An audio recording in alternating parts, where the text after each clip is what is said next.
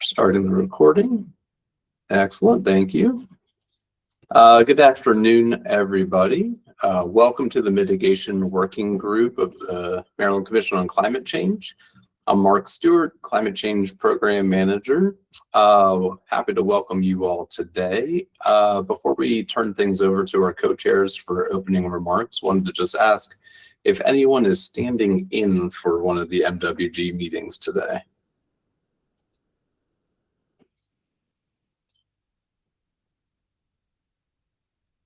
Did I say meetings? I meant members. If anyone's standing in for an MWG member today, not a meeting. Hi, this is Will Bolgiano with OPC. I don't know if I'm standing in, but I'm taking over responsibilities on this for Pauline Races. Awesome, great, thanks, Will. I don't think I'm officially through all the whatever processes there, but. We have many processes here, but thanks for tuning in. Anyone who's a member can name a proxy for a vote. So if you're basically her proxy today, then I would think you would have a vote. Anyone else standing in for a member?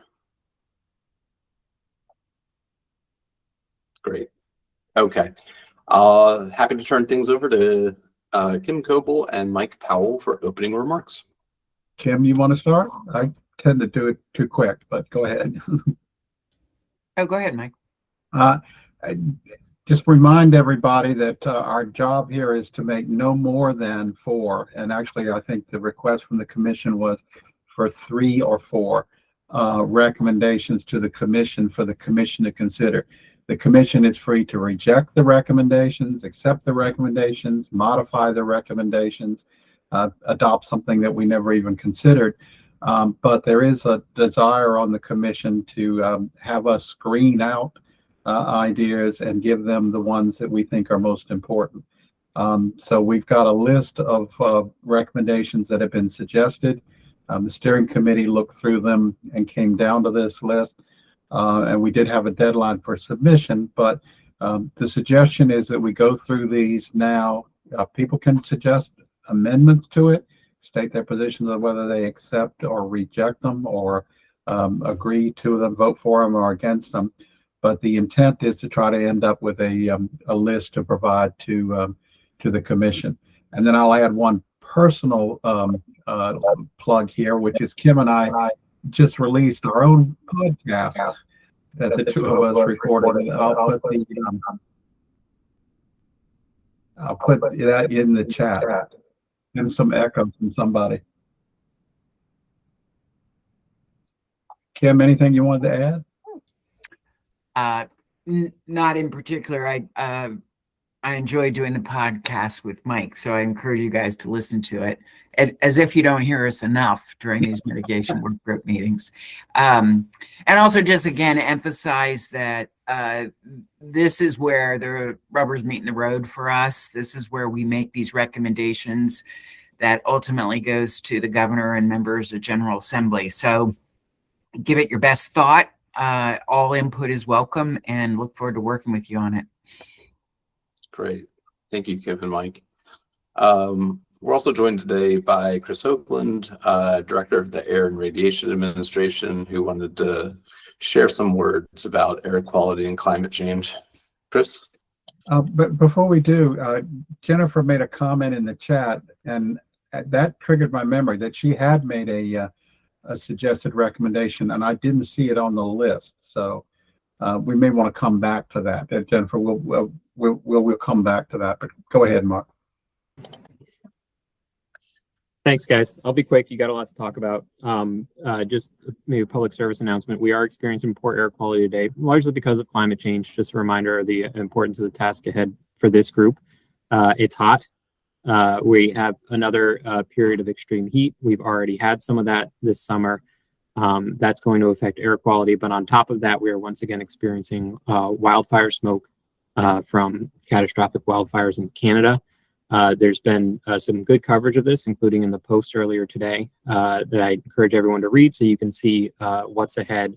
Air quality will have, the smoke will get worse over the course of the week across much of the East Coast. It's coming primarily from wildfires in Ontario. So if you guys could fix that for us, that would be great. This is our second period of extreme heat this summer. You'll recall earlier this month when it happened, I think we melted one of our highways. So it's a reminder just how urgent this work is, and this group's work to find us viable recommendations and actions to accelerate progress reducing greenhouse gas emissions. Thanks, guys. As always, thanks for bringing the positivity. Thanks, Chris. Yeah. Okay, should we go through the recommendations, and then Jennifer, why don't we at the end of it have you describe your recommendation as well, and then remember that we're limited to 3 or 4. So my suggestion is we not vote on each recommendation, because at the end of the day you may feel that you've got to pick your top 3 or 4. But give a description of it. If anybody has proposals for changes they would like to it, or have opinions pro or con on any particular recommendation, to go through that. Mark, would it make sense for you to summarize, since you put together the sheet, each recommendation when they come up for to lay the groundwork for discussion? Yeah, I will go ahead in a moment here and share my screen so that we have up on the screen the draft recommendations that were sent around to the members. So many of you may have already received this in your inbox, but we'll put them all up on the screen so everyone on the call is able to see. Before I do that, I wanted to mention that we're joined also here today by Dan Krasner, the Executive Director of the American EV Jobs Alliance, to discuss and help inform some of the discussion around draft recommendation number 1, which is around EV incentives. So in just a few minutes, I'll invite Dan to chime in on his thoughts and background on the recommendation. But let me go ahead and pull these draft recommendations up for everyone.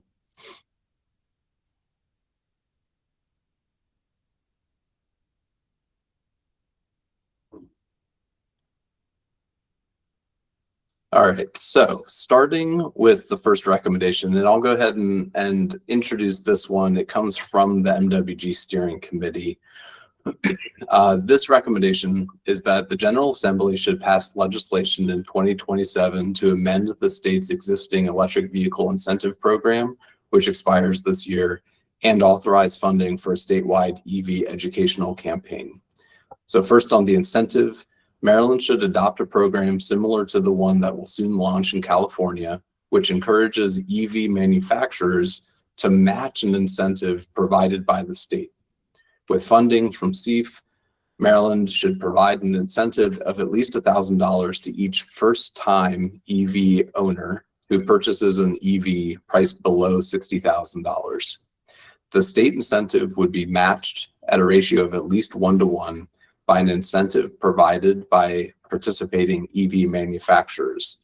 The incentive should be limited.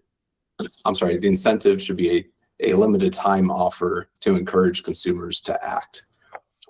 So I'll actually pause there in this recommendation and ask Dan, if he's available, to talk a little bit about what's this California program? Where did it come from? How do we have much indication that manufacturers are coming to the table to offer a match of what California is willing to put forward? And also, if you're able to, share any details about, what's that match look like in California in terms of the total incentive? Are there vehicle price limits? Things like that. Well, thank you, Mark, for the invitation, and thank you, Co-Chair Coble and Co-Chair Powell, members of the working group. So, yeah, the steering committee, your draft has already done the hard part and is very much aligned with California. It's in good shape. The recommendation 1 has the architecture right, similar to California. First time EV buyer is just a smart, targeted way to go. Once people go EV, they stay EV, according to JD Power and everybody who's surveyed it. it's in the 80s to 90s percent of staying with EV once you go that route. Over the last year, working closely with our CEO, Mike Murphy, we've developed the California program. It began with Mike Murphy and Governor Newsom, having a conversation in the governor's office and going through the research and thinking of a way to make an advancement after the federal policy went in the wrong direction. So we're grateful to you all and to Governor Moore for staying committed to this transition for Maryland consumers and workers at a moment where it would be easier not to. So the California program is called My First EV. It's $135.5 million in state funds, and it does four things. It goes to first-time EV buyers only. And this was a credit to Atlas Public Policy. They have a report on our C3 website, EVs for All America. And I believe Mark has it if anyone wants to see it, but defining the benefit of narrowing to that audience. It's a $3,500 new EV incentive. We get there with the one-to-one match with automakers. It's $1,750 for the used one. Oh, thanks, Mark, for dropping the report in the chat. So every state dollar is matched dollar for dollar by participating automakers. And we'll know today, how many automakers sign up, but I know Rivian's already on board and others are speaking positively about it. We organized over a dozen automakers with a coalition behind this effort in California. So this is, the result is $270 million in consumer savings. CARB in California is going to sign the grant agreements with the deadline for participation today. And then, this is cash on the hood. It's at the moment of decision. It's not a check months later. And I think that's an improvement on what is so far, in the recommendation or a detail to consider. If you say point of sale, that can really be a game changer right at the decision point. And want to credit whoever wrote at least on the policy recommendation. We would still encourage, if you could get to a total combined state and automaker funds of $3,500, that would take about $100 off the payment on a 3-year lease, and that's those decisions are made based on payment, and that would be much more meaningful than $1,000 matched one-to-one. That would be about $56 off. We think that $100 threshold, we've seen it in our research, is a key place to be with the incentive design. One other thing to consider, California didn't do this, but I think Maryland can make some improvements.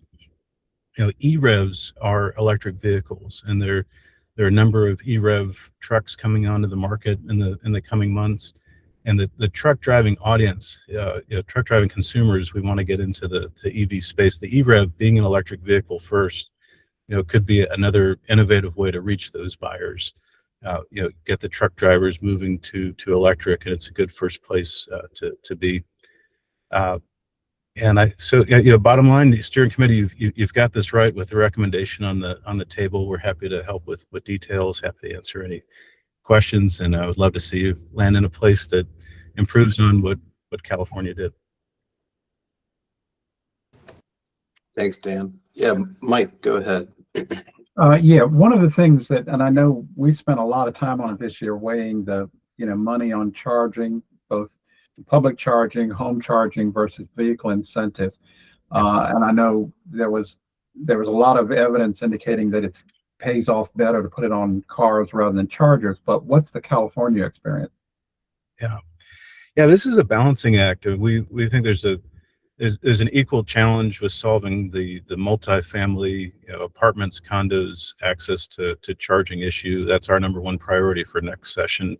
If we could have done both, we would have, and maybe Maryland has that opportunity, or you have that opportunity in your recommendations to run that parallel. We think that's the real equity issue, is being able to charge it at home. So California went with no income limit and got some pushback on that. We support having no income limit on the incentive, because the last thing you want to do is get someone a new EV and they can't charge at home in their apartment. So level 2 charging investments at home would be a smart parallel recommendation. California has done some grant programs and utility incentive programs, and I think that's another equally important place to be focused to ensure everyone can access an EV. That's the best thing you can do, is have the home charging when you get into an EV. Let me ask something about that, because I think if I remember the number right, I thought we had some information that in Maryland about 80% of the charging occurs at home. Are there similar numbers in California? You have a much more developed, I think, public charging network. I've seen numbers in that ballpark, and we have a survey on our site that may have a precise number. Maybe Mark can see it, or I can provide it when I finish up my remarks. But that's the right ballpark. It's a huge population that is without access to home charging in their apartments. They're not ready to get into an EV. That's the number one barrier, and they're willing to pay even a little bit more for access to it. So one of the policy model, we have another report that Atlas helped with, thinking about policy design of have landlords, even the apartment association, IBEW in California, like the idea of make it cost nothing for the landlord, property owner, to install the level 2 charging. You can use a state grant program and allow the charge by space. Consumers would pay a little bit more for a space with a charger, and you allow the property owner to charge so they can cover the maintenance contract and maybe make a little bit of money to offer that amenity. We think that policy design would get more property owners wanting to access state and utility grant programs. Gotcha.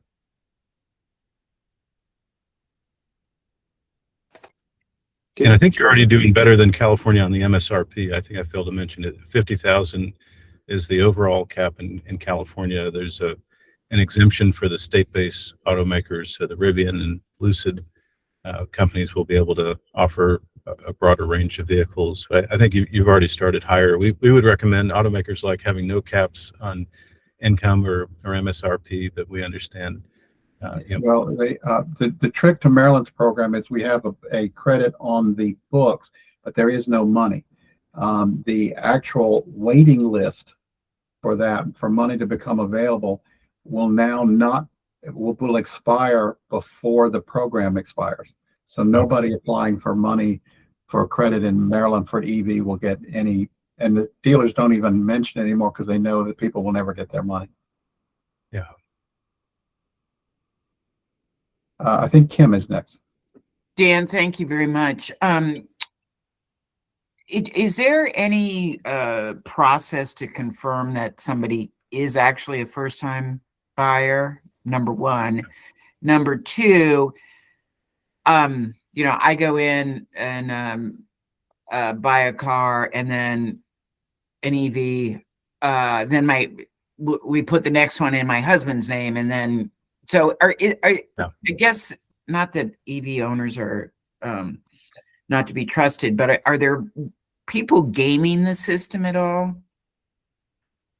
Yeah, the California approach went with a swear or a test that your first time EV buyer, similar to the first time home buyer programs. That felt like the easiest way to administer it. I think Maryland may have a better database that you might be able to leverage for your program, but would try to reduce any barriers you can, keep it simple. The swear test landed in a compromised place with automakers that was easiest. They to have the liability on the consumer side.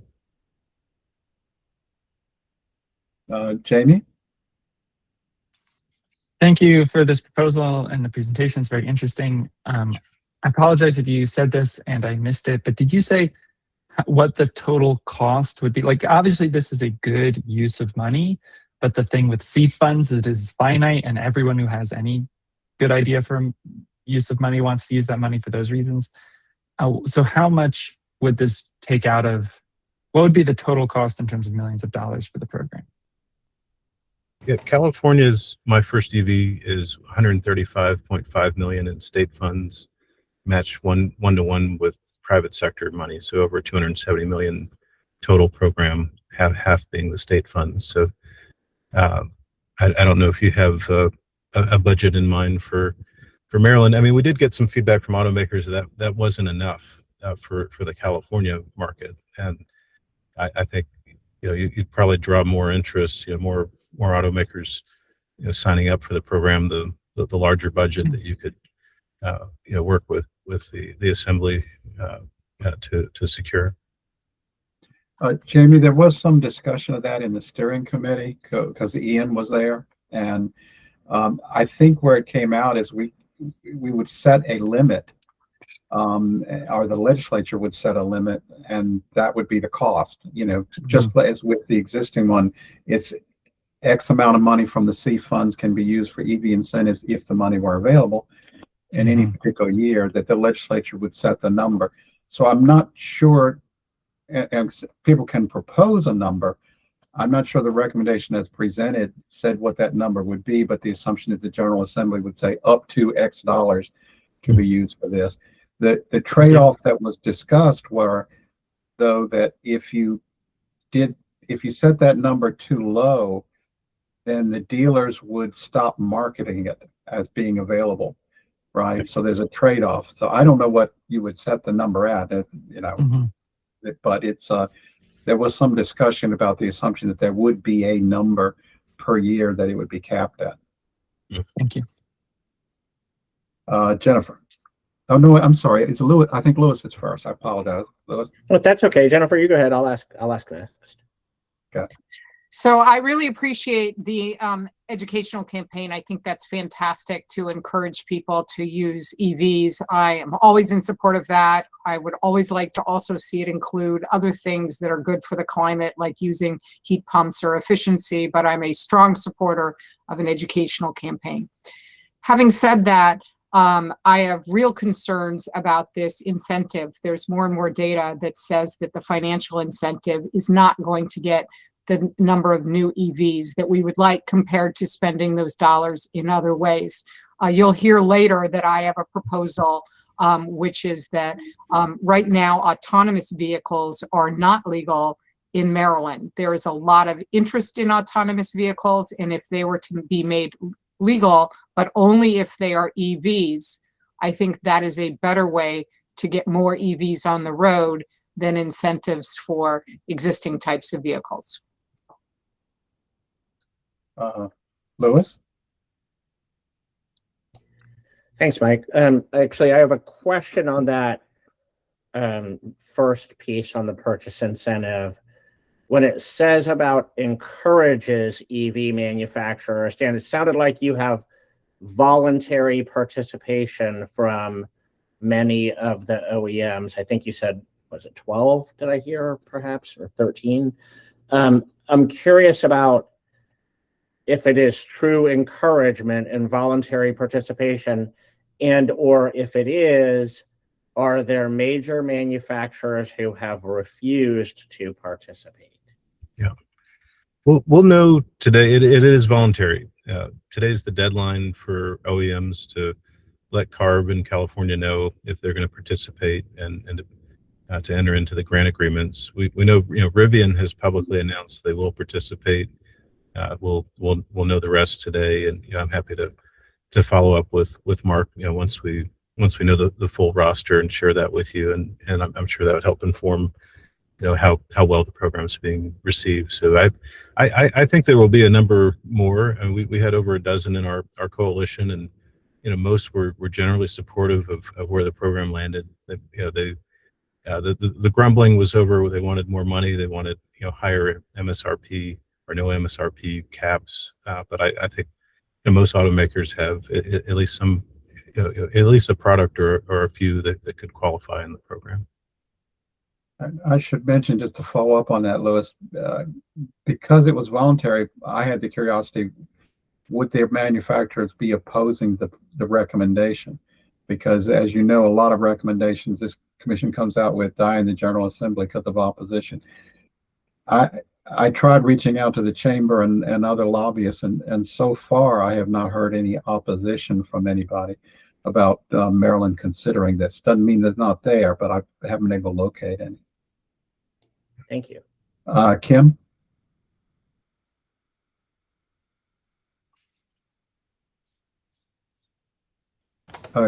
You're on mute, Yeah, Kim. Kim.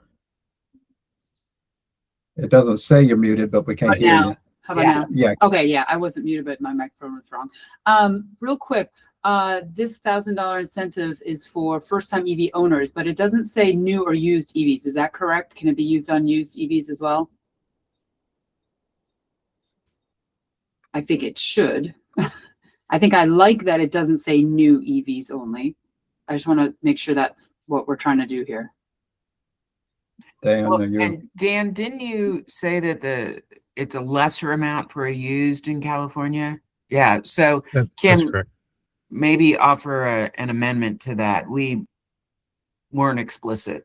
Okay, well, I would either not be explicit, or to be honest, I would be explicit that it's only for used vehicles, because low income folks are going to be buying used vehicles, and they're the ones that are going to need this incentive. If you can afford a $60,000 EV, you don't need $1,000 off. The problem with limiting it to use is I think you're depending upon contributions from the manufacturers.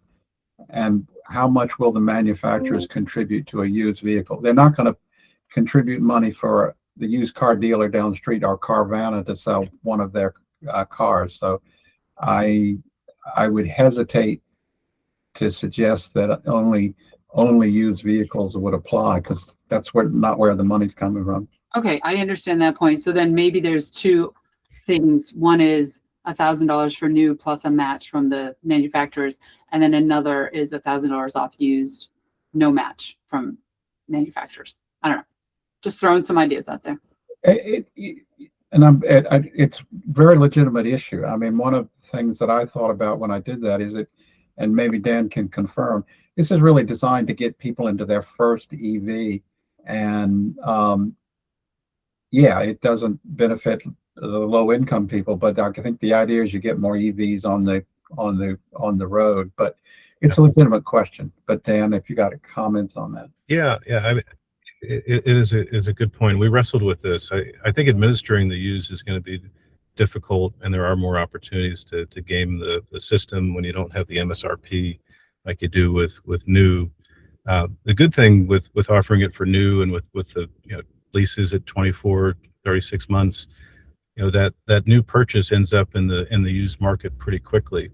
And right now the used EV market is very full. There's a lot of inventory, and the used EV price is almost the same as the used gas car price with a newer vehicle, and it being a better EV product. So it's I would say that the need for incentive to help move units and get more people on EVs is on the more on the new side, and the used market will benefit as well. For it's already a good place, and it'll add more to it, and another 24 months.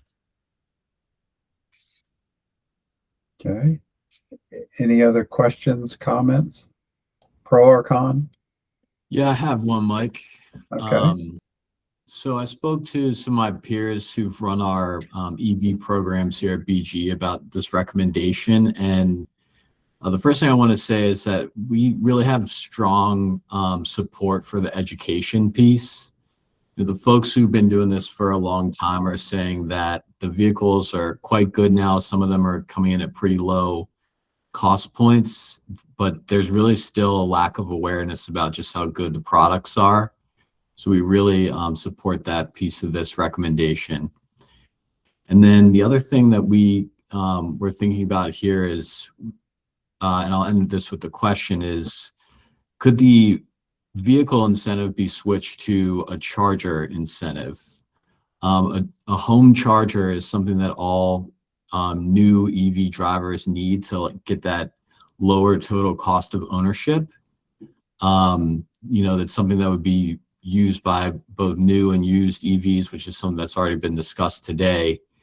And also, adding the charger at home is a step towards electrifying the home, which is, a cost that gets to some of the broader like decarbonization and climate initiatives, and changes we need to see in to address climate change more broadly. So My question is, I guess for Dan, like when the California regulations were coming out, was there consideration of incentivizing the home chargers? Not with this specific program design, but it's a good point. And companies like Ford and Toyota have begun their, like the Ford Power Promise and Toyota's program of having at the time of purchase a home installation as part of the deal. So it's they go together. You need the incentive to make the sale and get people into their first EV, and they're going to have a better experience with home charging. But it's it's complicated to administer when you think about single family is easier, but for the multifamily apartments and condos, there are more stakeholders involved, more steps involved, and more need for some policy improvements and resources to make that go faster and easier. So it's it's an important area of policy. I think I would look at that standalone. How do we boost home charging access and boost the EV sales at the same time? I wouldn't do one versus the other. And Ed, just so you know, that Maryland does have a home charging rebate up to 50% on the books. So Excellent. That actually already exists in law. It's the same problem we have with funding of it. I think one of the things to take into account in doing that is here, this proposes the state to pay 50% of the cost, and the EV charging program, C Fund, pays 100% of the cost. But it's a legitimate question. I started into this discussion believing that the home charging is the most important thing we've got, but it is a legitimate question. Yeah,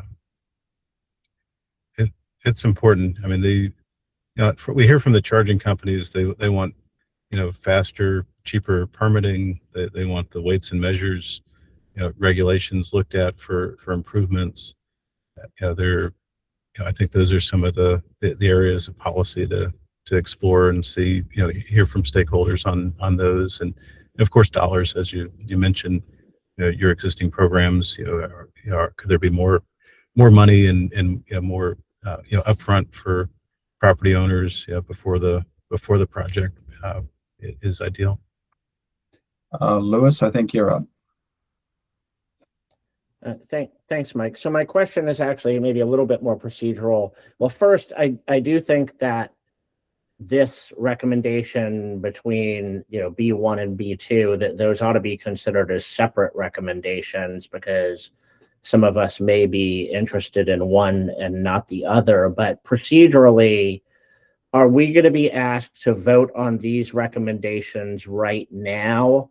Or is this something that after we complete discussion that then you're going to send out to us to vote on our understanding our limit of 4, right? Because we could be asked to vote on one of these and get down to 4 before we've had a discussion really about some of the others. I'm just curious how we plan to proceed procedurally. I look to Mark and Kim, but I would love to have a vote on these today.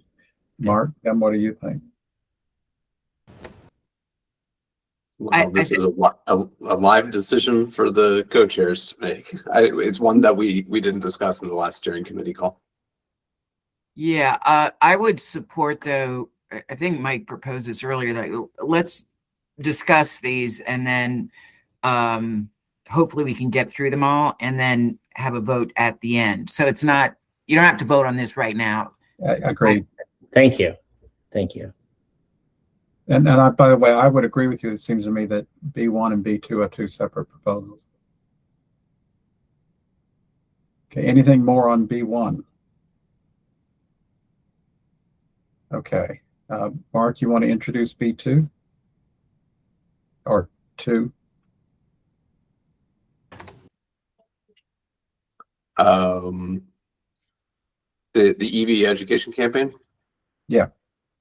Yep. So that's written as Maryland should authorize at least $2 million in the FY28 budget for a multifaceted campaign to educate the public about the benefits of EVs, especially fuel cost savings. The campaign would promote limited time EV purchase incentives, i.e. recommendation number 1, fuel cost savings with EVs, emission benefits, and the EV charging network through TV, radio, billboards, social media, community events, and other channels. I had a question about this. I don't know if anybody has an answer to it. Are we talking about general revenue funds or C funds for this? Do we know? It's not specified here, but if we want to be detailed, we can add that to the recommendation. I'm just anticipating that asking general revenue funds to be spent on anything this coming year is probably going to kill the proposal. But that's my reaction on it. Whereas C funds, I think, would have more of a chance. There's the man who will know the answer. Well, answer, I don't know. I mean, obviously, to the extent that so that is an authorized use of the CEF for that kind of work, and we do, public messaging communication. But obviously, every dollar you use on outreach is a dollar you're not using on an incentive. And so I think that's the trade-off that we have to think about, and we do think about that.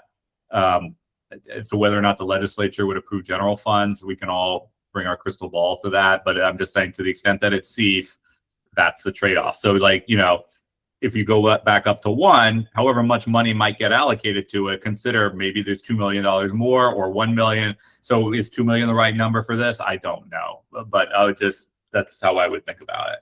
Gotcha. Jennifer. This recommendation really belongs in the ECHO committee, which already is looking at something very similar.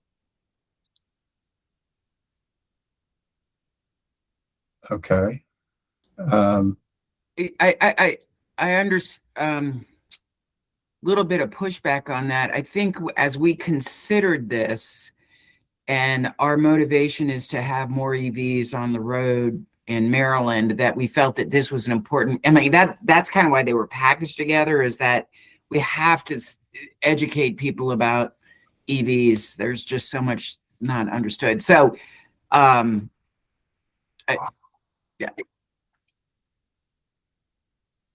Well, I would suggest this, Jennifer, that there's nothing wrong with 2 groups endorsing the same proposal. We've had that happen before, and certainly with the Scientific and Technical Working Group. But it's also true that, if we're limited to 3 or 4 and people say, well, they don't want that to be in there 3 or 4 and leave it to ECHO, that's also a possibility. I don't know if it requires us to remove it from the list because ECHO is looking at it. Just may give it 2 chances. Does that make sense? I feel confident it's going to pass ECHO, and so it will appear in front of the full Climate Commission through that way. And it depends on whether you feel you have a full slate of other things to bring to the table or not. Fair enough. Is what ECHO considering identical? Is it just EVs? Are they looking at something broader? Or are they looking at something different or different amounts or anything? Jared has put it in the chat. Okay.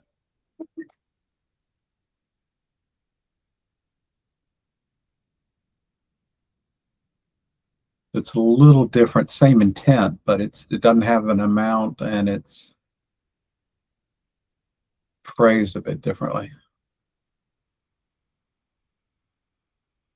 Okay.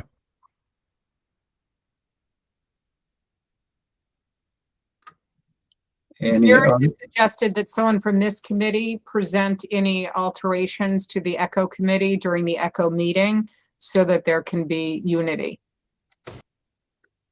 I suppose if there's general interest across the MWG members today in what's now recommendation number 2, EV educational campaign, then we could, work between the working groups to try to merge some of these ideas together into a single recommendation. Makes some sense. I like that. Is there any additional input or suggested amendments to number 2?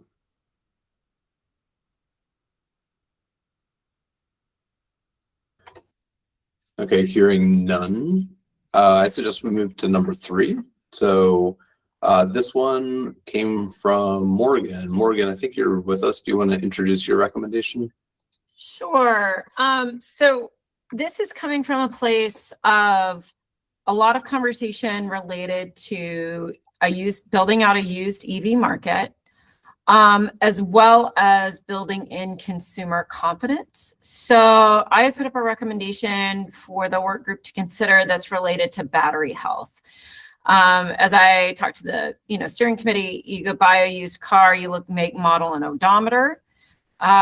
For used EV, it's a little different. You look at make, model, and I think a key component is the battery health. So charge, discharge, and general health of the overall battery. So my proposal is specifically related to used cars and providing an EV battery health report or certification, again, to provide more consumer confidence in the emerging market.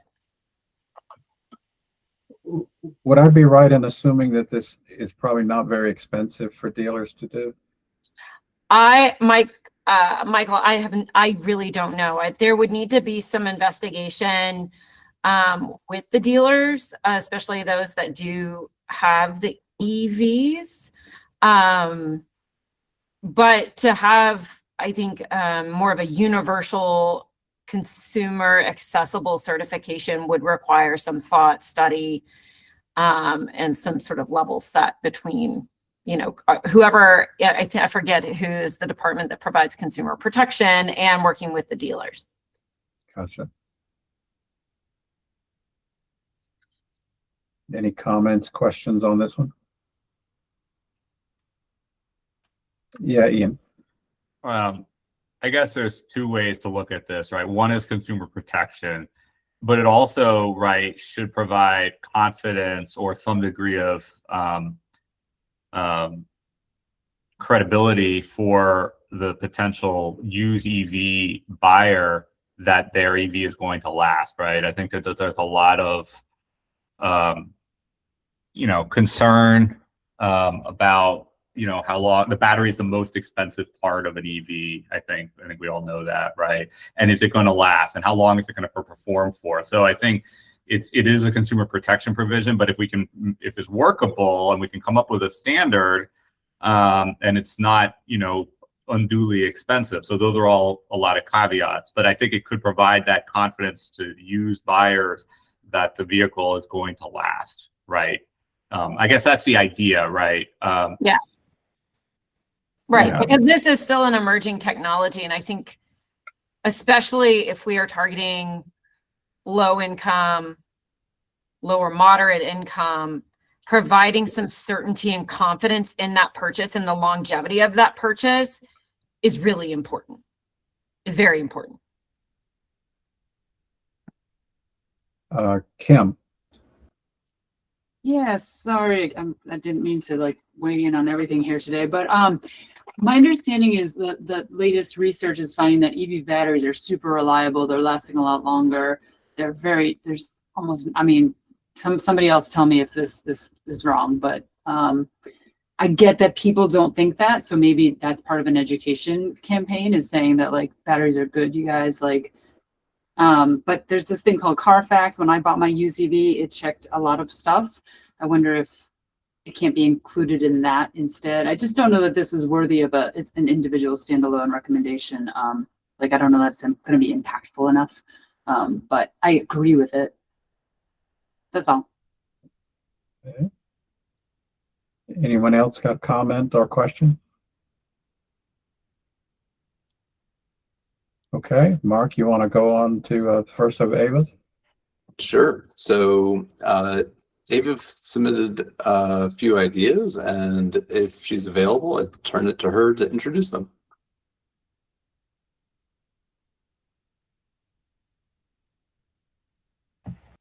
Sorry, it took me a while to come off of mute. Can you hear me okay? Yes. Yeah, no problem. Hey, Ava. Oh, sorry, hi, good afternoon. So the first recommendation was state enabling legislation that would allow local governments to automatically enroll utility bill customers into some type of community solar program. So it wouldn't require anything of the local governments. It would just allow them to adopt this type of legislation. I think in that type of, if this were to be something that people think is a good idea to move forward with, qualified community solar vendors would have to be listed to make sure that there's like a lot of quality control in that.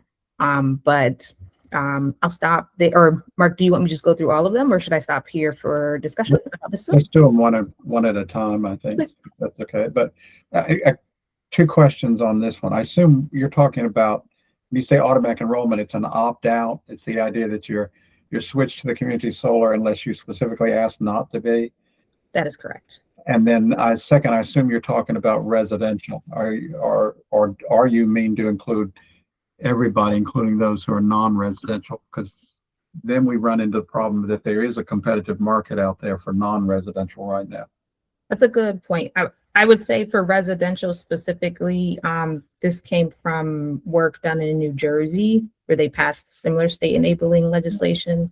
But I would say it would only be for residential customers. But okay. Yeah. I'm trying to see who's Ian. I think you're first. Well, you know what? I am going to defer to Alexis because I think I wanted to point out something that Alexis probably can speak to better than I. So I'll defer to her. Okay, Alexis. Thanks, Ian. Thanks, Mike. So yeah, me and Ian are probably aligned in our thinking here, but I wanted to offer that last session's Utility Relief Act is going to consider this issue of the commission standing up a process and a protocol for automatic enrollment in community solar. That part of the legislation isn't as directive because we are tasked with a study first, and that study is going to be due the end of 2027. So just offering that it may be, more optimistic to consider the results of that study before kind of moving forward with this directive. Gotcha. Thank you. And I was not aware of that, so thank you.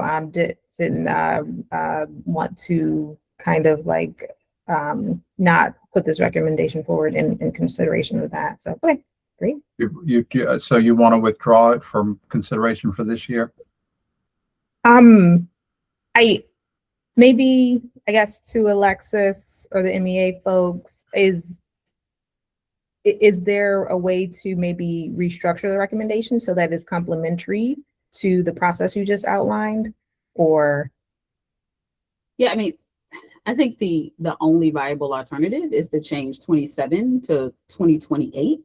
Okay. So that there is the opportunity to review it. However, I think like the viability of the recommendation is going to hinge on what is kind of brought up and elucidated in that study. So we may want to analyze it first. So my first recommendation, not a voting member of NWG, of course, is to hold, but to a lesser extent, if you all are going to move forward 2028 or, contingent upon the results of the study we're already doing. Yeah, I think that makes sense. Okay. Let me let Ian comment before you make a decision. Ian? Yeah, I mean, it's going to be a question for this group, right, as to whether or not it rises to the level of, to be one of the 3 or 4 recommendations that MWG wants to make. The study that the PSC is doing is on this issue, as well as looking at automatic enrollment for low to moderate, low income through Department of Human Services for people who are getting energy assistance. So I just wanted to give that context. So that study is happening. So I think my view is this might be premature. Okay, so Ava, it's up to you whether you want to withdraw it, modify it. I mean, withdrawing doesn't mean you didn't bring it back next year, but you could withdraw it, modify it, or ask them to vote on it as is. Sure. I would say bring it back next year so we can withdraw it for this year in consideration of the study happening. Sounds good. You want to do your next one? Yes. So this next one is a bit of a wish list item. I think it could be a little bit controversial, but would really require that certain fees collected for the purpose of some type of environmental quality improvement by local governments, at least 50% of those fees be allocated or appropriated for the purpose of improving those environmental programs. One example would be kind of like plastic bag bans. Happy to hear some discussion around that, but certainly acknowledge some of the kind of like challenges with this one. Well, I think Mako would have a few problems with it, but That's what I hear. Yes. yeah. But comments, questions from anybody?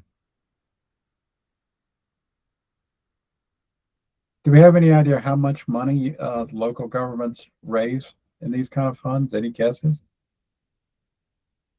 That's a good question. And maybe there would need to be some additional research and analysis to have a better understanding of that, really limiting it to very specific types of fees. But off the top of my head, no, I don't have that number. Okay. Any other comments or questions on this one? Actually, Garrett should probably speak before I Yeah, do. I was kind of surprised Garrett hadn't pushed his Well, you already Go ahead, said. Garrett. I mean, I think what you said, Mike, is true. We do both this one and the next one. We do both of these things in Montgomery County. We think they are very good ideas. We think everyone should do them, and I'm quite confident that Mako would work vehemently against both of these ideas. So I won't be able to support them through this process, even though I do them here in Montgomery County and think they're great. The other thing I was going to mention on number 6, I feel like it's pretty broad. You know, our focus is emissions affecting greenhouse gas emissions affecting the environment. And, you know, this is pretty broad. So I don't know that we have enough, or I'll speak for myself. I don't think I have enough information to be able to vote confidently for this one.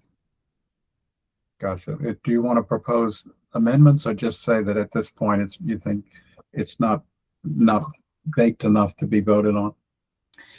Well, I mean, honestly, I think between the Mako opposition and the maybe that it's not quite ready for prime time, I would suggest we not move it forward. Gotcha. Any other comments, questions on this one? Okay, Ava, you want to move on to your next one? Yes, but for number 6, just to clarify, 6 is not withdrawn. It's still on the list. We've had pros and cons. We haven't voted yet. Yeah, no, definitely. And I certainly appreciate the feedback given and see I can acknowledge that this isn't like a very detailed request, and there's a lot of more analysis that could be done. But maybe one consideration is presenting a study or a study idea. I think sometimes study bills can have their varying degrees of effectiveness, but putting that out there for number 6. If that feels a bit more reasonable to folks. Well, are you proposing an amendment, or do you want it to be voted on as is? I'm just trying to understand what it is the current state would be. Yeah, I guess that would be an amendment, a recommendation for an amendment to more so focus on the study. Okay.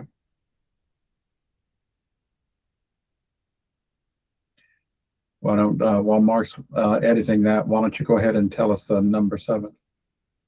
Number 7, also kind of just an idea that popped up, but I really want to hear people's feedback on it. But really realizing that climate budgeting is so critical to achieving our goals. And so while we all have goals, obviously as a state, but also in local governments, oftentimes the institutional alignment between the operating budgets and the capital budgets don't necessarily reflect those values or those goals. And so figuring out how we could get more of that institutional alignment and continuity between what the stated climate goals are for mitigation and adaptation and what that looks like in local government budgets. Let me, if I can, Garrett, if I can ask you a question on this one. In observing the state's reporting on what individual agencies spend, it seems to me there are some, how should I phrase this? Some widely different view of what is characterized as climate spending versus non-climate spending. How does Montgomery County define what is being spent on climate?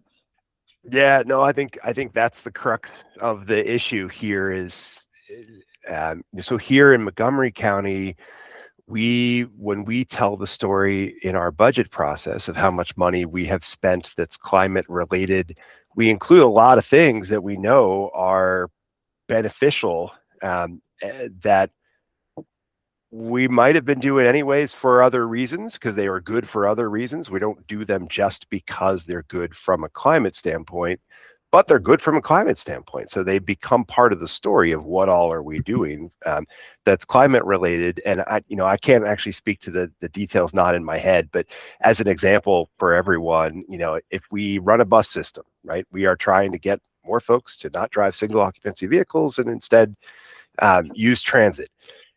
Does every dollar that we spend on our transit system count as a climate spend because there are climate benefits to folks ultimately using that system? I think, not to poo-poo that idea, but I think that's the question is, how do you end up reporting on something in a way that tells you a story that's useful to understand and that doesn't just have so much stuff added into it that we don't learn anything from it. And now we're sort of reporting for the sake of reporting. But as we all know, every reporting exercise takes time, takes some resources. Folks are not eager to do reporting to nowhere. So I think it would be really important to further clarify exactly what kinds of things we'd be looking for folks to do. We do a pretty high level version of it here in Montgomery County. And I know I've heard locally the same question about, well, are you including a lot of stuff in here that, like, what do I do with this number? I just end up with a big number. And it hasn't been a number that has meaningfully moved the dialogue here at the county level. Any other comments, questions, suggestions on this, Ian? I'll just say the state agencies do a similar report. I know that MDE collects and reports out every year. And all those same issues come up that Garrett talked about, I think.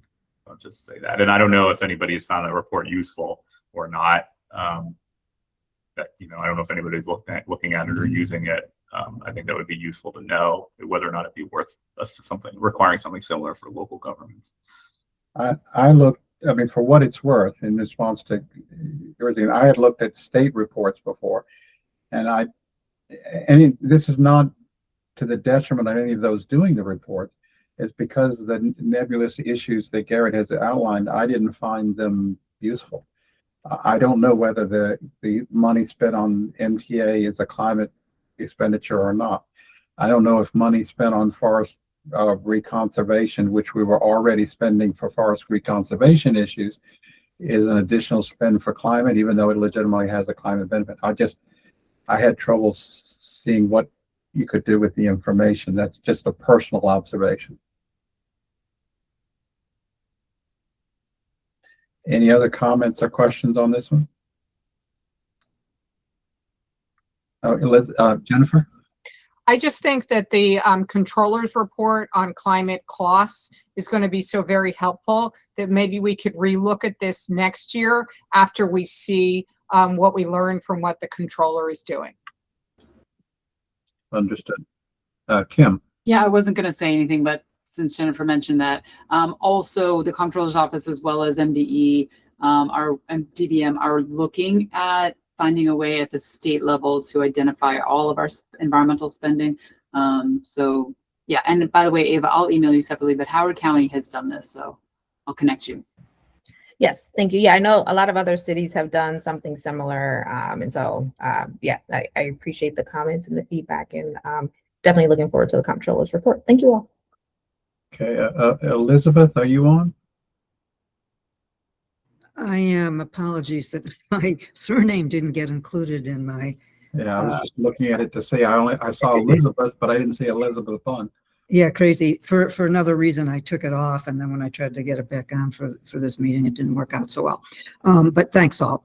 So this recommendation is. I mean, do you want me to read the whole thing, or is Well, people... why don't you describe it? I mean, they can read it, but describe it and what the what your argument for it or reason for putting it in. Right. Helpful. Thanks. So really, this is directed at the grid's readiness for EV charging loads, particularly focused on the distribution system as opposed to generation and transmission. So it requires, it asks the General Assembly to pass legislation that would direct the Public Service Commission, not directly the utilities, but the Public Service Commission to require utilities to forecast loads, to analyze the hosting capacity of grids, to identify necessary grid upgrades, and to invest proactively in those grid upgrades. If it's all right with you, Mike and Kim and Mark, I would like to actually turn over for a more technical description and explanation to Sari Amil, who's with the National Sierra Club and has worked directly on these issues in a technical way, more knowledgeably than I. I think we have time for that if unless Mark or Kim disagree. I'm fine with it. Thanks. I promise I won't take too long or be too technical. But yeah, that was a really helpful overview from Elizabeth. Essentially, our concern is just as Maryland is moving toward increasing electric vehicles on its roads, meeting its EV goals and policies, and as we see this big market shift toward more electric vehicles, especially medium and heavy duty ones, we anticipate that new load will be arising pretty quickly, often in places of the grid that don't have high loads right now and in geographically dispersed locations. So just looking at this as a potential barrier to meeting our EV goals, it's becoming something that we're growing increasingly concerned about and really think would benefit from a recommendation. And like as an illustration, just adding a small EV charging station that could charge 4 cars quickly on the highway could require as much electricity as a Walmart supercenter. And if that area does not already have enough capacity on the distribution grid, it could take 1 to 3 years to make the required upgrades. Adding a 20-car charging station like the types that we see along 490, or I would say 95, like interstate highways, could take as much electricity as a sports stadium, like 5 megawatts of power. And making the upgrades to power that could take 2 to 5 years. And then looking at like a medium or heavy duty bus or a truck depot, that generally has needs of around 20 megawatts, which is equivalent, shockingly, to the electricity needs of a small town. And that can require like substation upgrades, which could be very time consuming and take, even more than 5 years. So essentially, we're just recommending that utilities reach out to their customers, especially ones that have medium and heavy duty fleets, to gain a sense of their electrification plans, figure out which of their customers have federal grants already for electrification and therefore will be electrifying soon, and then just assess how much capacity they have on their grid now, how much load will be arising, basically almost like a supply demand assessment of whether they have the right capacity on their distribution grids to cover that load. And then when prudent and reasonable, make upgrades to accommodate that load so that we don't have a bottleneck situation where Maryland can't meet its EV goals. Let me ask a question if I can, because you've got 4 subparts under B. The first 3, if I'm reading them right, are largely a matter of a sort of study or analysis. The 4th one calls for them to actually make grid upgrades. And one of the issues that I'm looking at and considering on this is cost, because if one thing the last legislative session didn't tell us is that if we're forcing the utility to spend money, it's going to come back to us. So is there any kind of would you consider separating out the fourth one and doing the first three? And I'm not saying I don't know where I'd come out on that, but just these seems to me they're different issues. And two, if not, do you have any estimate of what the cost of 4 would be if we're mandating those investments before we have done the study of the first 3? Yeah, for sure. And I can clarify. So the fourth recommendation is a natural outgrowth of the first 3, as you identified. There could be a recommendation, I would be very open to adding language saying, like based on the results of the studies or the analyses in 1 through 3, when prudent, utilities could invest in grid upgrades. The truth is that utilities are supposed to invest in grid upgrades, but they're not doing enough proactive assessment of that in light of our vehicle electrification goals. So if they're not doing this more proactive process of really assessing where loads are likely to arise and making the assessment of their existing distribution grid capacity, then they'll still have to make upgrades. It will just take many more years, and the cost will be the same, if not higher, but the delay would be significant. So we're definitely not asking for any upgrades that they wouldn't be making anyway. This is why we want them to reach out to their customers and work with their customers, not just make upgrades left and right, without that are not based on data. If that clarification was helpful. Gotcha. My only suggestion would be, and it's just a suggestion on you, you can accept an amendment or not, is that if you want to make B4, I would make it a separate proposal, because I do think there are cost implications of part 4 that are not as triggered in the first 3. But it's your call. It's your proposal. If that, I know others have raised their hands, so we could hear maybe if others. Yeah, sure. Similarly, but I'm not opposed to breaking part of it off or just like qualifying it to say that, it will really be in the commission's discretion whether utilities would then invest in those grid upgrades. So it's more of like a next step in the process anyway. Gotcha. Alexis? Yeah, thanks, Mike. Thanks, Sari. Always open to working with stakeholders on, grid readiness for proliferation of EVs.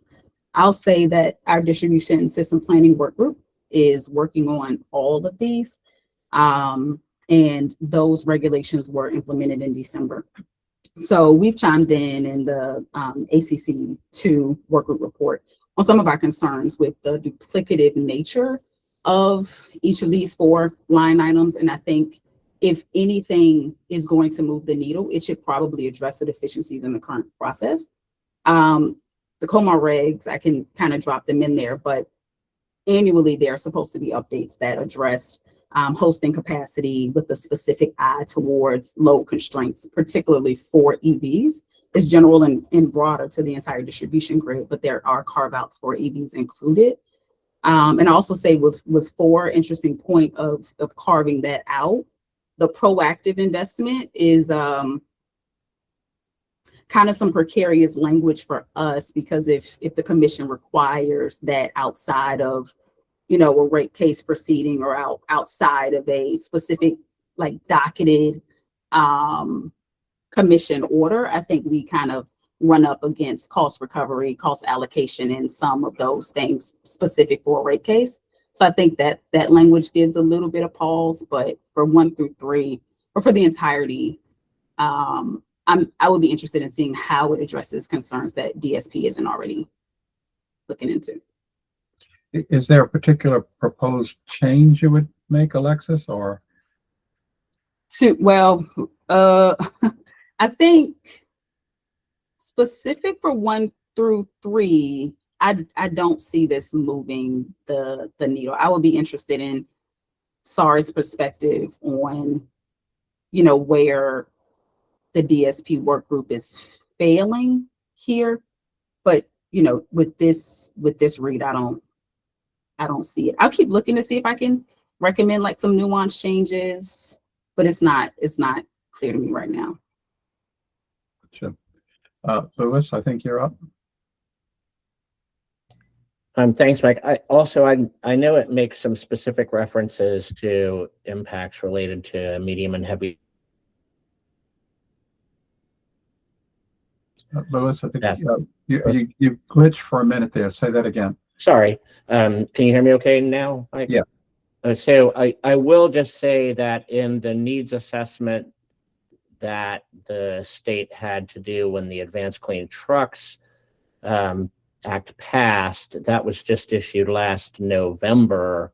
There is an entire section that is dedicated toward electric grid impacts, specifically around medium and heavy duty. So I'm not sure that this would be a necessary item since we have such a recent report that really demonstrates a lot of that information already. So, Ed? Hey, thanks, Mike, and thanks, Sarah, for the recommendation, and Elizabeth as well. You know, I think you're right to, from the utilities perspective, to be focused on these issues as, you know, things like EV adoption do put, you know, new kind of strains on the grid and grid planning. But I just want to second what Alexis said, that pretty much every one of these points, except for maybe the fourth one, is being addressed in the electric system planning work group and proceedings in front of the commission right now. You know, so it is a bit duplicative to what's already going on. I spoke to some of our forecasting team about the recommendation as well, just to get a little bit more color that I can share, which is that, you know, at present, at least at BGE, EV adoption as at an overall level is already being considered in planning. And, you know, when just reading your recommendation before hearing you speak today, it was focused in on the discussion of like large fleet electrification, the strains that would put on the grid. Like when a customer comes to us and says, you know, that they have a fleet that they like to electrify, that's likely a very long-term perspective for them as well. And as soon as they come to us with that notion, you know, that goes into our planning processes. So it is already something that's being considered, but as Alexis noted, like there's an identification that there are things that could be done better, and that's what's being discussed in the distribution system planning work group. The last thing I'd like to share is that, you know, BGE is working on a fleet electrification incentive program, and, you know, as we flesh that out, we'd love to have a representative from that program come to a future meeting and discuss, you know, what that looks like, just to help raise awareness as to what we're already doing there. Thank you. Sorry. Yeah, I just wanted to respond to some of those points. I mean, we have participated, Sierra Club has been a participant in the distribution system working group for a while.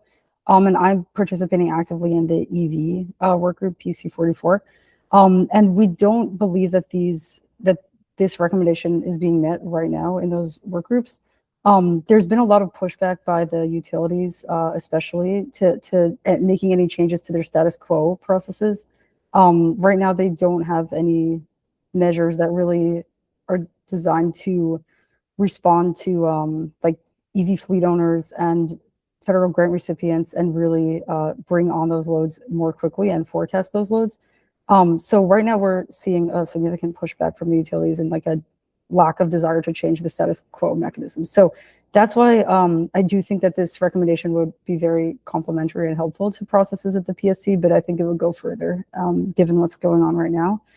And with respect to part 4, I think it's, as I said, an important algorithm of parts 1 through 3, but I recognize that it's slightly different in nature, and it's something that the commission itself would have discretion over at a future time. So I would be open to a recommendation that includes parts 1 through 3 to kind of get the ball rolling and require these analyses happening. And though there are definitely other forms of load, but we find this to be a really big issue in the EV space, particularly because those loads are coming online very quickly. It really, you know, doesn't take very long to put up a new EV charging station. Could take a matter of months.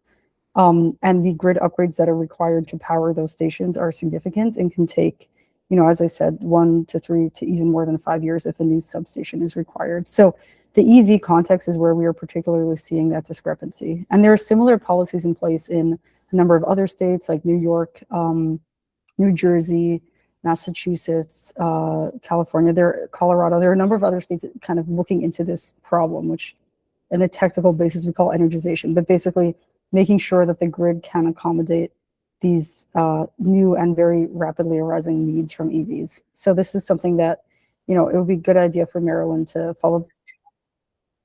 Okay, I'm gonna go to Jamie and Elliot, but then Elizabeth, I'll come back to you and see if you want to amend or not amend the proposal. Jamie? I just want to thank Elizabeth for bringing this. I think this is a meaningful, substantive, specific, helpful proposal, and I look forward to supporting it. I don't think it needs changes. Okay. Elliot? Thanks. And I put this in the chat, and I'm sure this is opening a can of worms, but I don't directly work in this area that often. So I was wondering why this wouldn't include other forms of load increase, like for data centers. It sounds like PSC and others, sounds like we have a pretty good handle on planning for increasing loads. Is that true with data centers? And then related, both from data centers, but this would be any sort of increased load. How well do we understand the increase in emissions that would be associated with those loads in terms of, anticipated new generation coming on capacity, capacity coming online, that sort of thing? Is that something that we have a handle on and plan for at MD or MEA? Are you talking about the load from EV charging, or are you talking about load from all demand increase? All demand increase is Yeah. what I would Yeah, I mean, there's obviously a lot of attention being put on data center, and there was provisions in the Relief Act, and Ian's right in the middle of a whole bunch of that stuff, I know. I mean, I can tell you, I believe this is the case, and Mark or Chris can correct me. For purposes of calculating what the emissions increase, we use the PJM modeling numbers that this is, you add an additional capacity to the grid, and this is how much emissions we get. So it's I don't think for inventory purposes it depends necessarily upon what the production source is. It's for a certain amount of energy, you assume you got a certain percentage of it came from fossil fuel, certain percentage came from solar. The percentages change over time, but it's the PJM average. Yeah, that makes sense. I mean, some of these facilities have planned increases, typically natural gas, right? So you could look at where the energy generation is coming from for specific demand sources. But all right. Okay. Any more questions on this before I go back to Elizabeth to see if she wants to amend or not? Yeah, thanks, Mike, Okay. and thanks. Am I on mute? No, No, can you no, I can hear you. Okay. Yeah, thanks. And thanks for all the comments and insight on this. Yeah, I think what several people have suggested, I think, Mike, including you, is to do the first three as is, and make the fourth. I guess I'm not quite ready to just abandon the fourth, but if it could be made a separate recommendation, which I do think makes sense, just kind of the way it reads, just linguistically, I think it makes sense to make it a separate recommendation. So does that work? It's your proposal. If that's the way you want to amend it, then that's the way it'll go out to the members. Okay. Okay, Mark.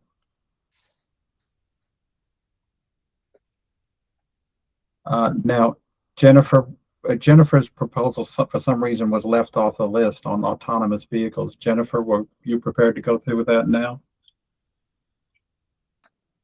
Yes, my proposal is simply to make them legal in Maryland. Between 95% and 100% of fully autonomous vehicles are EVs.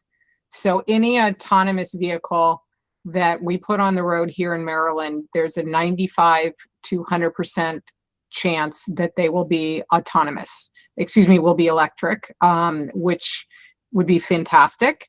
There is already a bill in the legislature from last session to legalize autonomous vehicles that was brought by the National Federation of the Blind. Most people who don't have disabilities don't realize how many people need these vehicles due to their disabilities. So there are approximately 385,000 Marylanders who cannot drive due to a disability. Obviously, we would love for them to be taking trains and to be riding EV buses, but many of them live in areas with where such transit does not exist. And I'm going to give you a personal example. So my daughter, who has cerebral palsy due to a prenatal stroke, will never be able to drive. Putting her into a taxi is at high risk for unfortunate interactions. There have been a lot of assaults on people with disabilities who are in taxis and Ubers. And what usually happens is the disability department sends a gas or diesel bus, an entire bus, to pick up my daughter to take her to work, so that an entire diesel or gas fossil fuel bus will be used to take her to and from her job, which is horrible for the environment. So I would like to see the climate community get behind legalization of autonomous vehicles, which would be electric here in Maryland, and which would be able to serve the 385,000 Marylanders who cannot drive due to a disability.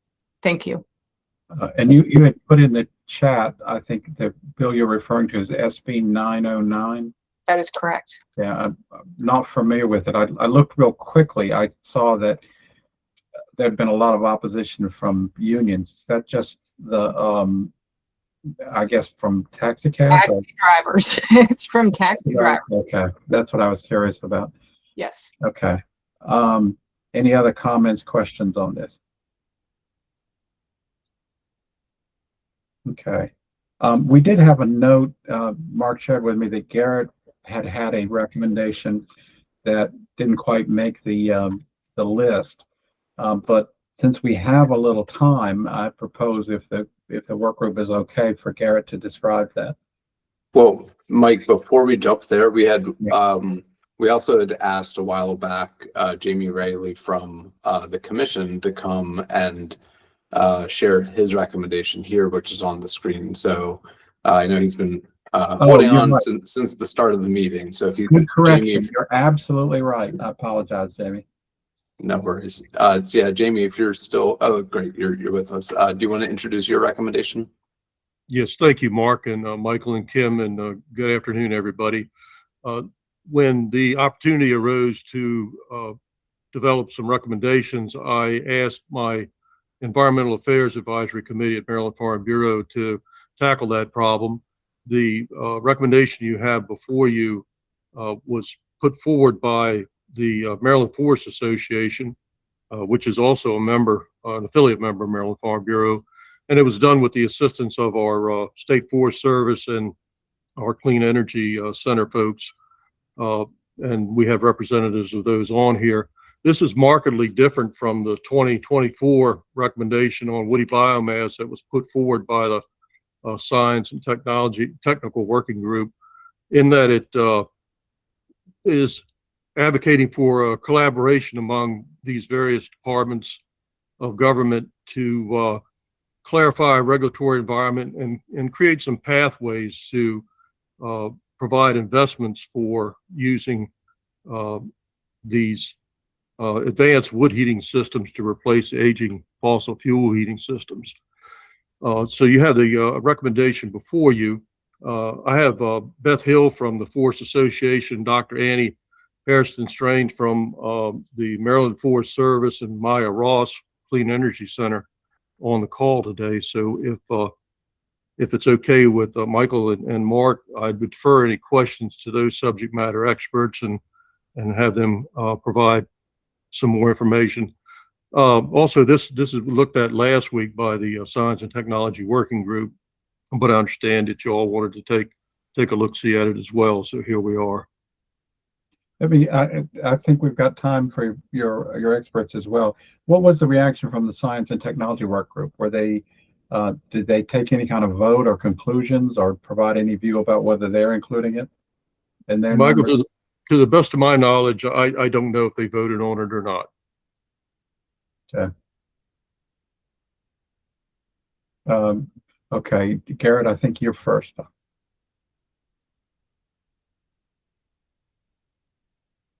Garrett may have dropped off.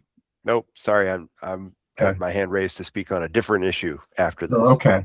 Annie? Yeah, I just wanted to, I'm Ann Hurston Strang, the state forester with Maryland DNR Forest Service. You know, this is something that supports our Maryland Forest Action Plan and a lot of our economic adjustment strategy that, you know, helps keep forests on the landscape and acting as a, you know, overall sink. The feedback from the science and technology work group, I think one of the key issues focused on the understanding that we need to do active forest management if we're going to be maintaining the current role of Maryland forests as a carbon sink. And this is an important tool in the toolbox that's not, we don't have the policy environment for progress to line up yet. Their concerns that they expressed really related to air quality, which is why this recommendation focuses on only the advanced modern wood heating systems, high efficiency, meeting emissions control. So I just wanted to offer that in terms of the feedback from, you know, that was my take on it. I mean, Elliot, you were there, and, you know, I know you have some materials that, you know, you can share if you would like. Sorry, this is Kim. So does the advanced wood heating systems, is that a technical description? Does that guarantee that these are high efficiency systems? I mean, that is what they are describing is, you know, I don't know that there's, I don't think there's a written in stone high efficiency, but, you know, like numeric standard, but they're looking at, you know, for, you know, particularly on the heat side, you know, more than 85% efficiency in those. So we can provide more details on what's entailed, or that's part of what could come out of this recommendation is what does that look like in Maryland? There's certainly policies out of New England that have been pursuing this. This is not a climate friendly policy unless you have strict air emissions controls on these investments. Thank you. That's my point. Thank you. Yeah. Okay, any other questions, comments? Garrett. So one thing I would love to, we're talking about things like pellet boilers and things like that here, right? It can include pellets, but more the part that we have focused in on and partnering with U.S. Forest Service experts, probably the most advantageous policies for Maryland would be focused more on wood chip systems than pellets, and more on heat or combined heat and power because of the higher efficiencies in conversion. Electric, maybe there may be a place for some bridge fuels there, or for residential settings where it doesn't justify the processing equipment for the chip products. But we're really looking for this high efficiency. So typically we're trying to target institutional uses. This isn't a huge, so, you know, part of the energy piece. It's part of an all hands on deck that's really important for forest health and keeping that forest sink.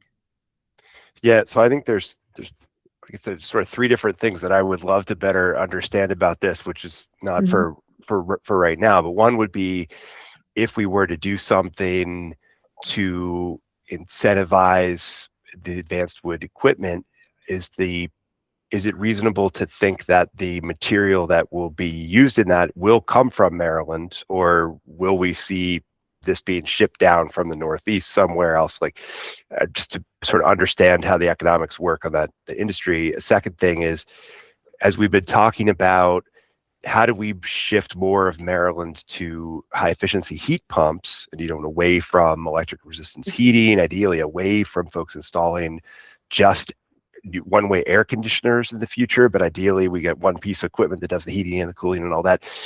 To what extent would incentivizing use of advanced wood technology be complementary based on geography, or compete with some of those efforts? And then this last piece, though, it sounded like, if I'm understanding you correctly, one of the big reasons to want to do this is because it would actually help Maryland's forest industry, and just better understanding both the environmental and the industry impacts of that will be helpful. So I'm gonna read more about it. I'm not sure we have time to answer all those things, but if the committee were going to move this forward, those are all things I want to understand a little bit better than I do right now.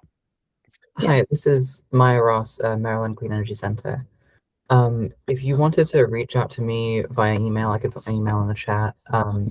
I would be happy to either discuss all of those things with you at some point, or just send you materials explaining answers to all those questions if you don't want to spend the time in the meeting talking about it.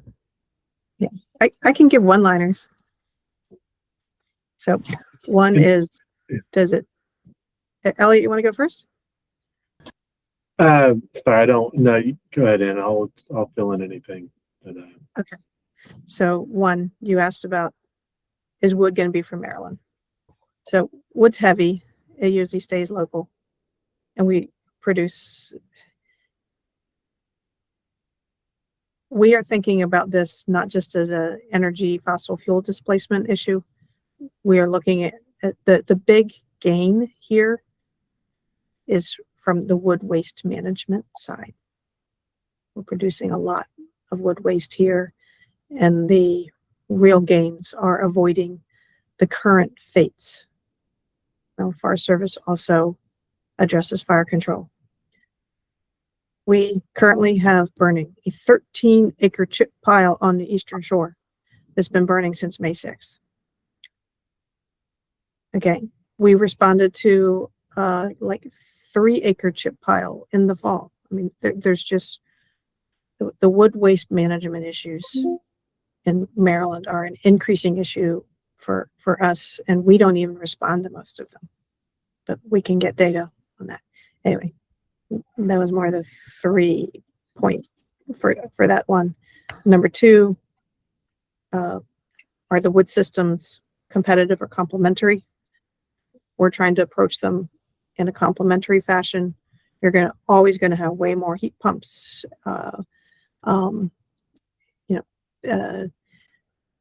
wind, solar. We need all hands on deck. Wood is not a fit for everywhere. We're looking for, what are the right fits? Is it replacing, oil preferentially? Is it replacing aging systems? And does it have a stable supply chain? So what we would need help with is getting the policies, particularly to feed that supply chain. And then the trade-offs, how it supports industry and environmental things. We do have Maya can probably follow up with some good resources on that. And we would always be glad to offer a tour that shows some of these things in action. And MDE and Public Service Commission has approved, the thermal renewable energy credits. We can go see that in action on the shore and show how it relates to our family farms and forests. And Maya has put her email address in the chat, so it makes sense to follow up with her. Elliot, did that answer your questions? I see your hand is no longer up. Yeah, I would just quickly build on that.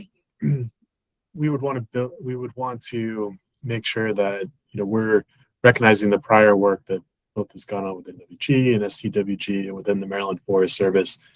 So they've done a good job of identifying what the qualifying biomass would be. So biomass that is, we're not going to go out there and cut down trees to combust them, right? It's biomass that would otherwise could be going to landfills or mulch or other really quick turnover carbon pools where they don't pay enough for fuel, just period.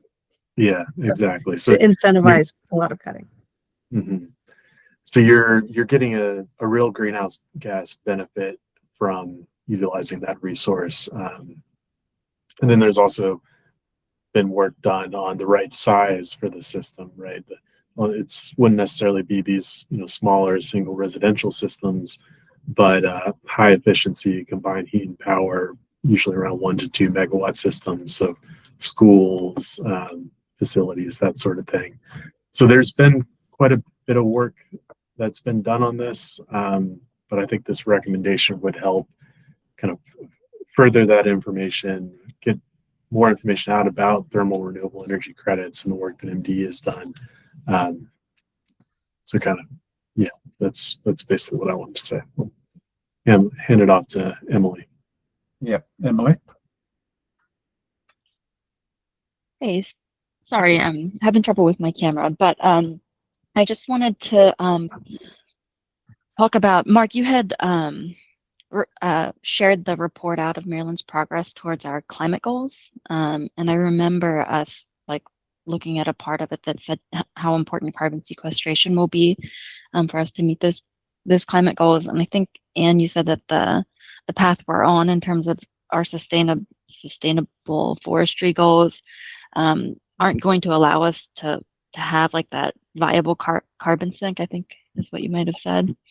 So to me, this feels like a recommendation that's super aligned with the mitigation aspect of our working group.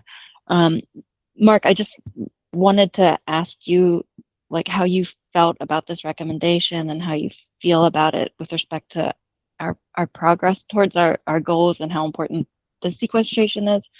And then I also just wanted to ask one clarifying question. Is this recommendation more about saving the carbon sink and the forestry play, or is this about emissions from replacing the old fossil heating systems? All right, thanks. Well, I'll answer briefly from an emissions perspective. I think it's both, right? Healthy forest management could lead to greater carbon sequestration, and displacing fossil systems with some, woody systems, has an emissions, direct emissions benefit. I'll share, it's part of MDE's, initial proposal for a clean heat standard to allow advanced wood heating systems to earn clean heat credits. So that's one way just to call out an early action toward this recommendation. We would intend through the clean heat standard to incentivize, on the life cycle emissions basis, the emissions benefits of these systems as compared with fossil systems. Okay, Jamie, I think you're up. Thank you for bringing this presentation or this proposal. And I appreciate calling the attention to the need to do something about the piles of wood chips that accumulate. Climate change is killing a lot of trees, and they're, Fort Small caught on fire, all this wood is sitting around. I do want to flag though that burning it is not sequestration, and Maryland General Assembly did this past year pass a wood vault bill that created new expedited permitting, or a permitting process for, digging a deep pit in clay, putting wood in the ground, and then covering it up with clay, and that provides permanent sequestration. And if you set up a carbon markets, that can, provide revenue as well. So that's a way to take the wood chips out of the forest, get the forest sequestration benefit, and then instead of burning those wood chips, which of course releases CO2, burying that CO2 under the ground, getting that double sequestration benefit. And I would prefer to see, if the state is going to spend money alleviating this problem, I would prefer that solution of burying it in the ground rather than lighting on fire, which does have a public health impact through particulate pollution. And of course, a heat pump is 300% efficient, where burning things on fire is never more than 100% efficient.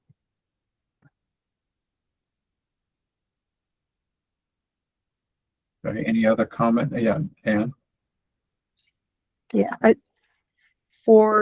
in terms of thinking about carbon emissions and burning, one of the other things that we're doing is the Forest Service and looking at resiliency.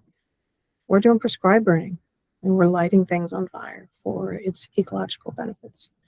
I would invite you to make sure we're really looking at the life cycle analysis and landscape scale benefits here. There is questions about like what's happening with the carbon sink. And I'm looking at our forest inventory and analysis data. It's based on field collected data annually, and our carbon sink trend is declining over time, just because of the aging age structure in our forests. We're growing a whole lot of wood right now. I mean, we grow more than twice what we lose to harvesting or natural. I mean, we're putting out a lot of carbon dioxide just in natural deterioration, Yeah, and that's increasing. we're going to have to, Jennifer, we can make it very brief. We need to move on because we've got one more to discuss today. Okay.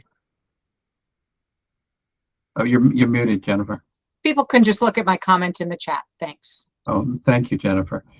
Okay, Garrett, you got the last shot at this. And then, though I was reminded that I think David Lapp and David Smetic may have something at our next meeting to present. But Garrett, go ahead. Thanks, Mike. I apologies for not having submitted things before the deadline. That was very, very clearly stated multiple times to all of us. When I look at this list, I feel like I don't want to pick 3 things from this list and this be our only 3 things, because I feel like data centers is not on the list. And to me, it feels like it would be a real disservice to not say something about data centers. As both the topic of the day, there's certainly been a lot of legislative work on that issue over the last couple of years. And yet we've barely gotten started. As far as I'm concerned, there's a lot more policy work that's needed. And as the mitigation working group, I feel like there is no other single new thing happening in society that is driving up energy use and carbon emissions at remotely the speed that new data center development is projected to do. And it feels like whatever we've said in the past, we should continue. That's got to be part of the drumbeat of what we're talking about now. And I think there are a number of ways to tackle data center climate emissions and climate impacts. I'm guessing it will be a challenge to come up with super specific details that we would all agree on, but I would like to see us as a committee say something pretty high level, along the lines of, and I'll put this in the chat, requiring, here, let me throw this, I'll just throw a line in the chat, which may or may not even be good. Here we go. I think we should be saying something along these lines. We should require that new large data centers meet a significant portion of their energy needs through new clean energy and storage, and or other actions to offset that energy use through investments that save energy and create other benefits in Maryland. I don't know if we could say they should meet all of their energy use through new clean energy. I would like to say that. I don't know if we would all agree on that.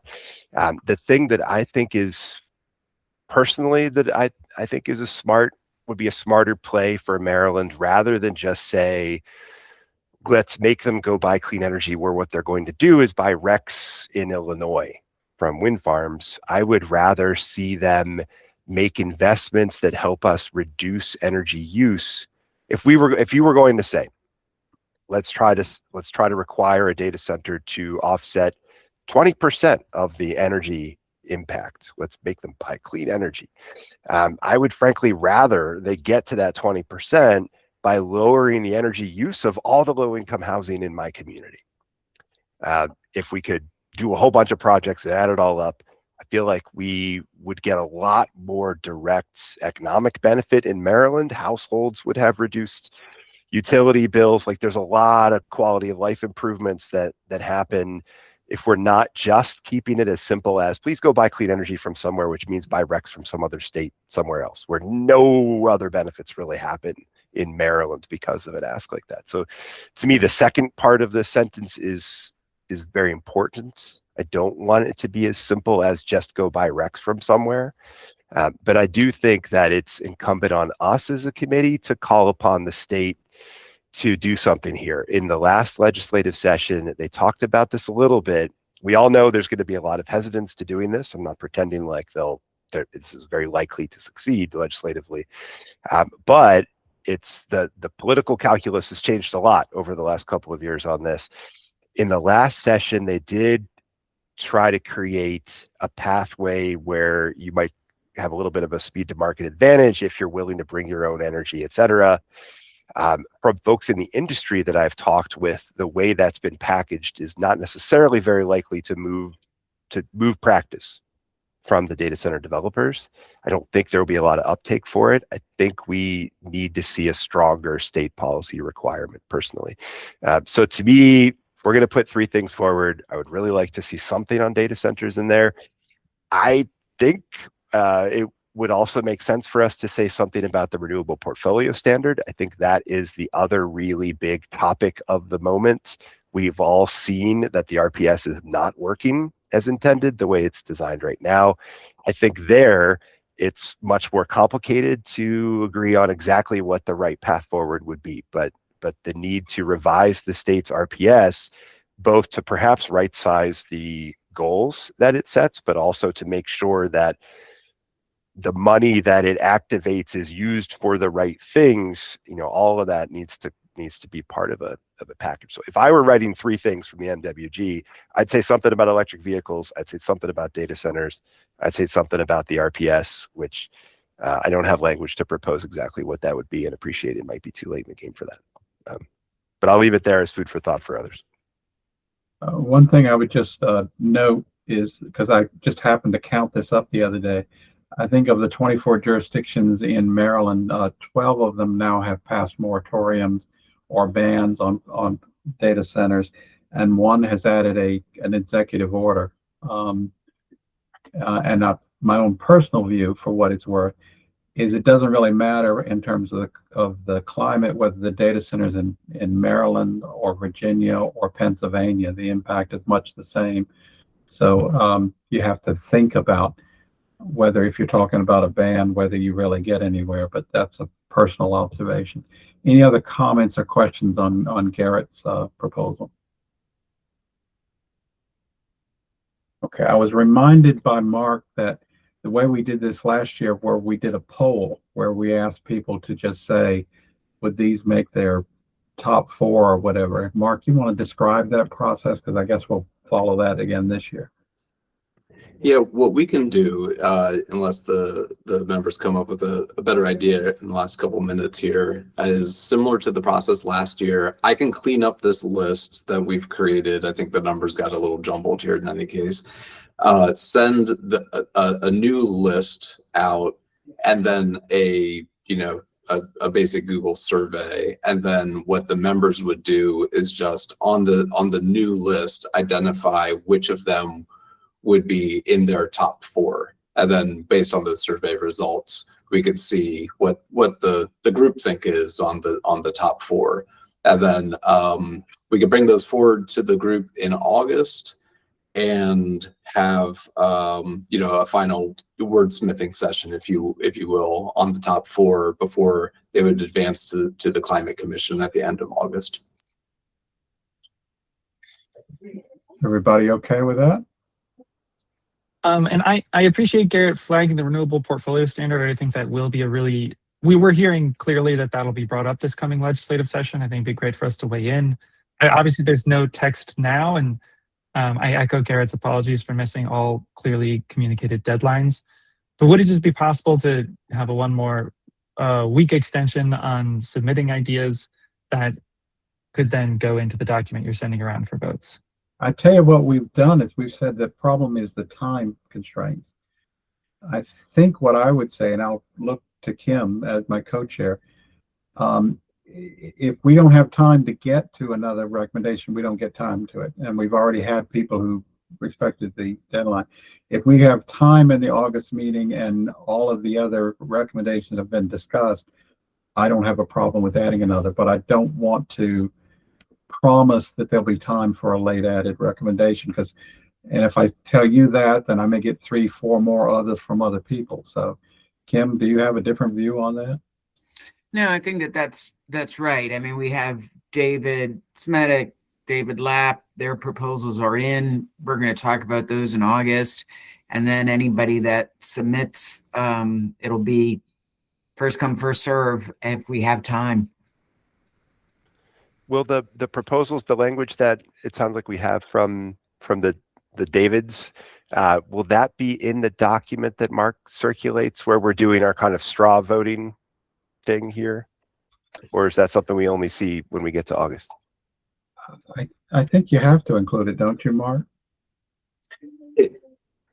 For the working group to identify it as a top 4, yes. Just noting that recommendations from individual commissioners, the working groups can also just provide feedback, suggestions, improvements to it, and those individual commissioners are still free to present them to the commission, and then the working group chairs will have the opportunity this fall at the commission to say, the working group discussed this and, suggested some edits or whatever.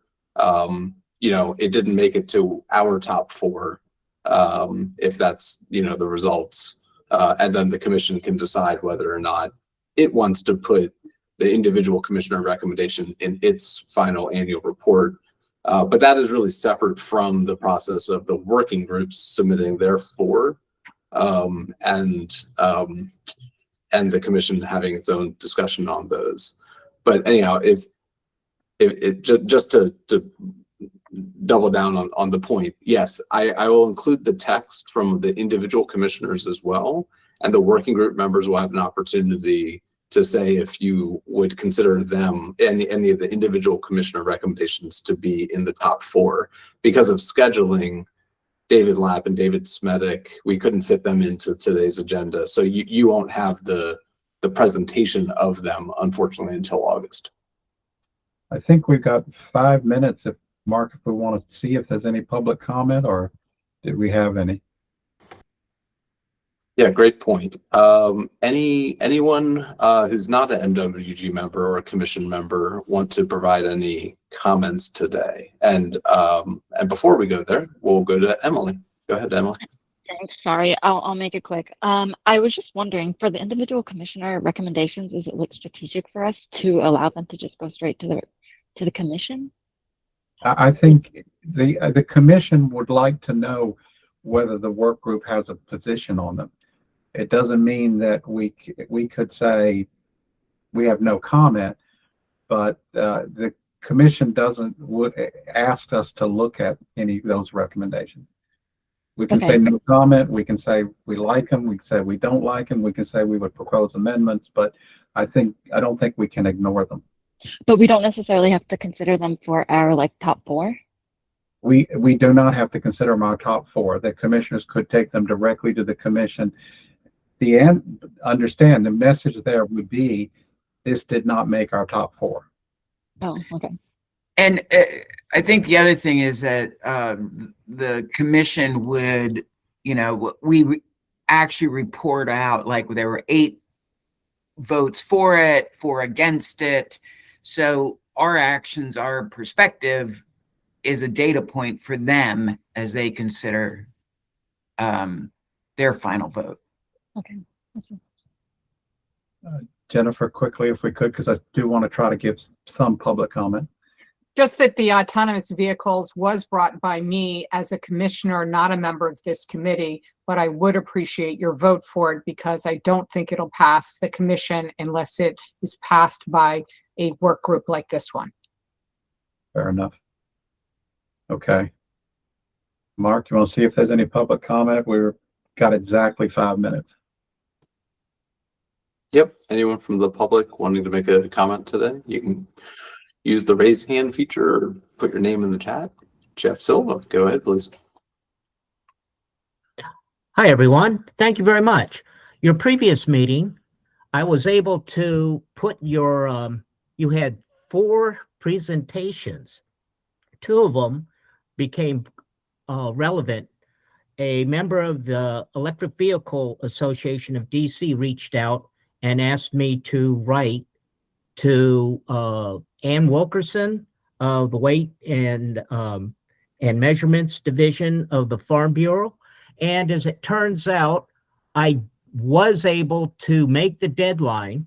And particularly, I want to compliment you folks on presenting the meeting where Professor Omar Cinzio from Georgia Institute of Technology and his presentation of the Charger data transparency. And I directly mentioned that, and I did get a response back from Ms. Wilkinson, and but it wouldn't have been possible without your outreach to the experts on these fields. And I want to let you know, at least myself, I do make sure I use your material when I'm talking to state officials. Thanks again for your efforts and continue your work. Let's hope the state legislature turns around and recognizes the importance of the work that you're presenting for them to safeguard us against climate damage. Bye now. Thanks, Jeff. And yeah, thanks for commenting on MDE's great record keeping.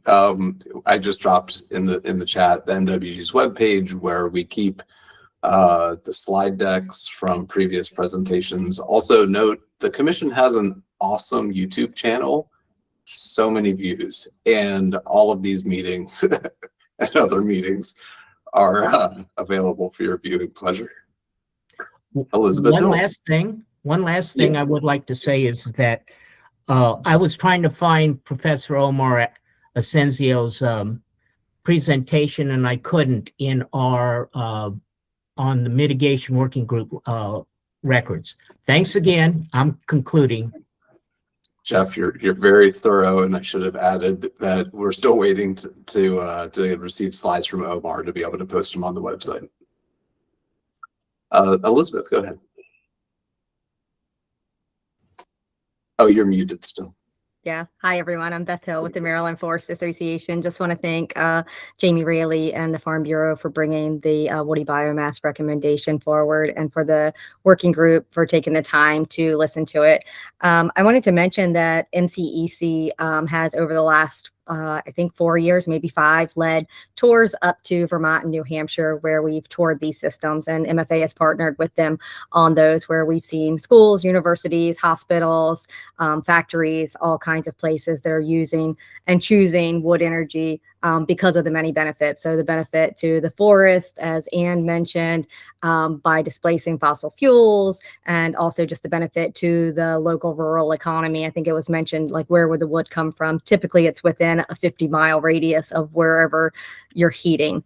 2 of the stops that really stuck out to me was one, a hospital in Vermont that was saving $1 million a year by switching from fossil fuels to wood energy. So they were using it for their heat. They were using it to de-ice their sidewalks and their helipad, for the steam, for their laundry, all of those kind of things. So as a person who lives in very rural Dorchester County that no longer has a hospital, I can imagine like how saving $1 million a year for a hospital is a pretty big deal.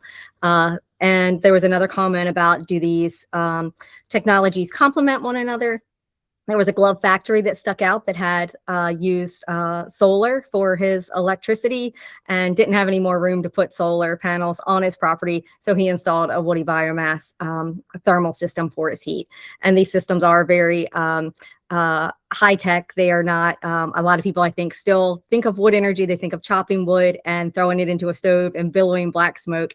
That's not the case at all. Very streamlined, using chips or wood pellets that are delivered in the same fashion as what a fuel delivery truck would, where it's basically vacuum fed into hoppers or silos, and a no-brainer. So you're not unzipping pellet bags every day, you're not chopping wood, and you're not billowing smoke. So if there are any other questions about this, I know Maya put her information in the chat. Please reach out to her. And I know there's going to be another tour this fall. I would invite anyone on this call that's interested in this and learning more about this to participate in those tours. So thank you all very much for your time.